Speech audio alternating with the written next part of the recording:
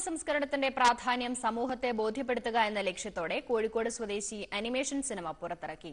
ഇന്ത്യയിൽ അധികം പ്രചാരമില്ലാത്ത stop motion അനിമേഷനിലൂടെയാണ് cinema ചിത്രീകരിച്ചത്.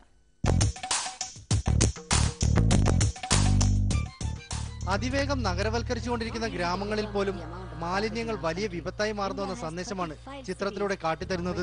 ആധുനികരെന്ന് നാം അഹങ്കരിക്കുമ്പോഴും മാലിന്യത്തോടുള്ള നമ്മുടെ സമീപനം പ്രാകൃതമാണെന്ന് സിനിമ തെളിയിക്കുന്നു.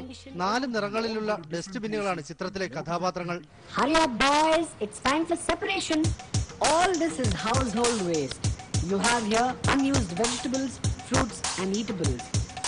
മാലിന്യങ്ങൾ വേണ്ട രീതിയിൽ നീക്കം ചെയ്യുകയും സംസ്കരിക്കുകയും വേണമെന്ന സന്ദേശം ചിത്രം നൽകുന്നുണ്ട്.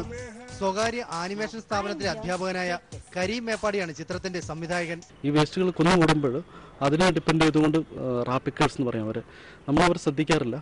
അവർ സൊസൈറ്റിയുടെ ഭാഗമാണ്. അവർ വന്ന് ഇതിൽ നിന്ന് വ്യത്യസ്തമായിട്ട് പ്ലാസ്റ്റിക്കുകൾ തിരഞ്ഞെടുത്ത് അവരത് കൊണ്ടുപോയി ഏതെങ്കിലും ഷോപ്പ് കൊണ്ടുപോയി വിറ്റ് കുറഞ്ഞ പൈസയ്ക്ക് വിറ്റ് അവരങ്ങനെ ജീവിക്കുന്നു.